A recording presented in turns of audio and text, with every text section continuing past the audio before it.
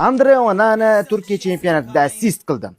Ha, o'sha siz bilgan tanqid va memlar qilingan Manchester Uniteddan ijara asosida Trabzonsporga ko'chib o'tgan Onana Turkiya chempionatida super o'yinlar o'tkazdi. Onana Turkiya chempionatidagi debyutida Turkiya giganti Fenerbahchega qarshi o'yin o'tkazdi.